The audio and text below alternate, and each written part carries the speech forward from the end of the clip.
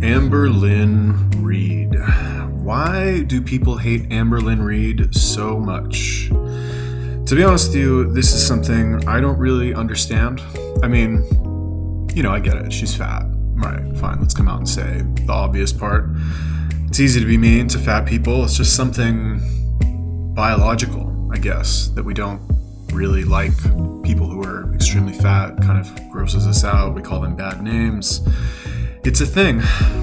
But even in videos where she exposes her vulnerabilities, let's call it, and talks about how she wants to change, she just gets nothing but hate, at least from what I've seen looking at the comment section, which, by the way, is one of, if not the worst comment section I have ever seen of any YouTuber. So what's the point? I mean, what does she do to get so much hate?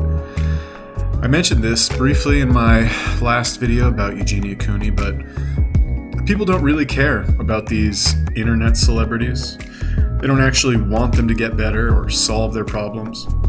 They just like to watch the train wreck. They just want to see them suffer. And while Eugenia's problem is that she's too skinny, Amberlynn Reid is just too fat. And I don't follow these people, to make that clear. But from what I understand from reading the comment section is that the issue is that she's promised to change multiple times in the past, but never has.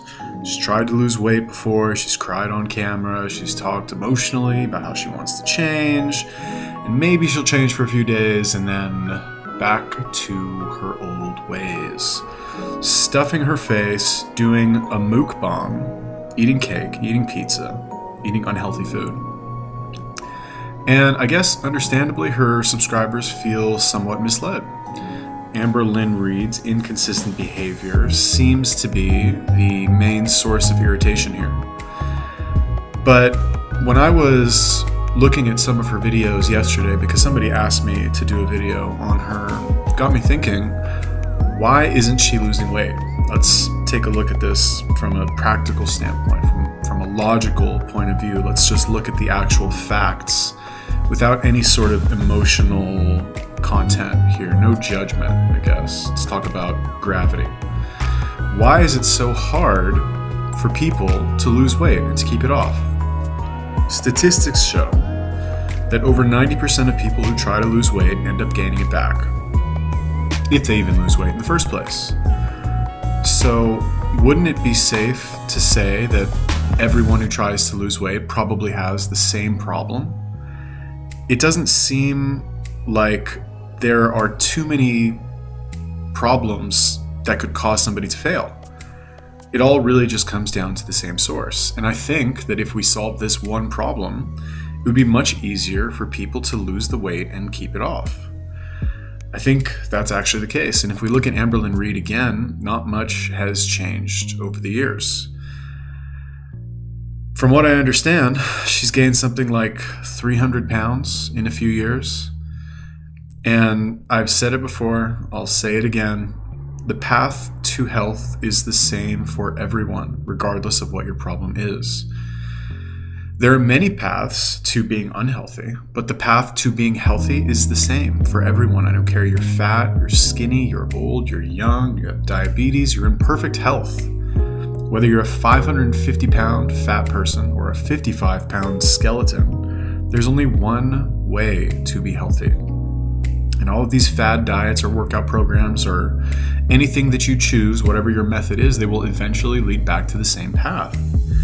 And that is, spoiler alert, you have to eat nutrient-dense foods, you have to do resistance training, and I guess you got to do some cardio. And if you're extremely overweight, like Amberlynn, it wouldn't be a bad idea to limit your eating frequency. Eat maybe once a day. So then the real question becomes, how come these people who are trying to lose weight, how come they're not doing this? Why are they not doing resistance training? Why are they not limiting their eating frequency? Why are they not focusing on eating nutrient-dense foods? And it reminds me of the famous quote that says, I'm paraphrasing here, if you don't have what you want, it's either because you don't know what to do, you know what to do but you're not doing it, or you know what to do but you aren't doing it enough. And I think in Amberlynn's case, it's a combination of all three. And I wouldn't be surprised if many other people have had this problem also. have a combination of all three of these. Because there's so much conflicting information out there when it comes to weight loss that it's hard to know what to trust. Because marketers love using headlines like how to lose 20 pounds in 3 days without exercise, how to get back to your high school weight by eating whatever you want, how to get ripped without dieting or portion control. And these headlines are misleading for sure, but they're effective. And you can't blame marketers for marketing in a way that the market responds to. Don't respond to these things by buying stuff if you don't want to be marketed to in this way. It's kind of a vicious cycle because you can't help it. You want to lose 20 pounds in 3 days without exercise. And it's possible. You could definitely lose 20 pounds in 3 days without exercise, for sure. Just don't eat and walk a lot or do cardio. And don't eat anything for 3 days. If you have 20 pounds to lose, you'll lose 20 pounds. If you don't have 20 pounds to lose, you might have an issue, but most people do have 20 pounds to lose. So it should come right off. But the issue is that quick fixes like this, they sell, but they're not sustainable. That's the problem. And they do solve a problem, sure, but they solve the wrong problem. Your problem is not that you have 20 pounds that you need to lose. That's not your problem, even though that's what you think your problem is. And you hear people talk about it like this all the time. Oh, I just need to lose 20 pounds. I need to fit into this piece of clothing. Summer's coming. I got to drop the weight. And that's not the problem. That's not the problem you should be trying to solve. The real problem, and this is true for you and it's true for Amberlynn Reid, is that you haven't made it incredibly easy to do the things that you know you need to do, and haven't made it hard to do the things that you shouldn't do. You haven't structured your life in that way. More specifically, you haven't structured your life in a way that makes it easy for you to do resistance training every day for an hour, if we want to get specific. You haven't made it easy for you to eat 90% of your calories from nutrient-dense foods like meat and eggs. You haven't made it easy to completely avoid processed food. What do I mean by that? Well, do you have a gym membership? No? Well, then it's going to be pretty tough for you to do resistance training, don't you think? You don't even have access to a facility that provides that as a service.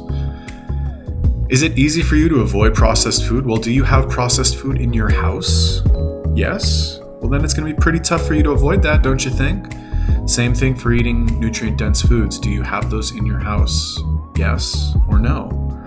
If you don't have them, then it's going to be pretty tough for you to eat mostly those types of foods. Amberlynn Reid's problem isn't that she has 300 pounds to lose, or that she's an evil person who is a bad soul, or that she's secretly trying to mislead her audience. Okay, fine, there's the issue of making money from YouTube and paid ads, and certain videos do better than others. But I would think that, number one, if she started losing weight and looking better, I'm sure she would get just as many views on her videos, if not more. And the lower amount of money that she would make would be so worth it if she actually lost the weight. I don't think Amberlynn Reid or anybody who weighs 500 something pounds wants to weigh 500 pounds. I highly doubt 999 out of 1,000 people who weigh 500 pounds wake up every morning and they say, oh boy, I'm so happy I weigh 500 pounds. This is great. I tell this to people all the time, her problem and your problem probably is that her life is structured in a way that makes it easy to eat processed garbage. Her life is built in a way that nutrient-dense foods like meat and eggs are not readily available. The resistance training, like I said before, does she even have a gym membership? Does she own any exercise equipment? Does she have a trainer? Does she have any leverage over herself to make sure that she does these things, other than a few mean comments on her videos, which very easy to ignore those when you're getting checks from YouTube. Very easy to just not read those comments and pretend like they don't exist. Anybody who wants to get in shape, I always ask, do you have a gym membership? No? Well, how do you expect to be able to get in shape, to build an attractive body? Yeah, you can lose the weight, sure. You can starve yourself and not eat anything. But that's only going to take you so far. I mean, think about it like this. In order to get fit, There's 5 to 6 things that you need to do. That's all. Just 5 to 6 things. It all comes down to the same 5 or 6 things that you need to do, and 3 to 4 things that you absolutely should not ever do under any circumstances. Once you structure your life in a way so that it's easy to do those things, the ones you should be doing, and extremely inconvenient, if not downright impossible, to do the ones you should not do, then the whole process pretty much becomes automatic. You don't have to think about it anymore. So, all of you lovely YouTube viewers who don't post any content of your own and love to criticize other people for their videos, who are hating on Amberlynn Reid or Eugenia Cooney or any of these other people, I would recommend, for your own benefit, pull your claws back in, because she's not a bad person.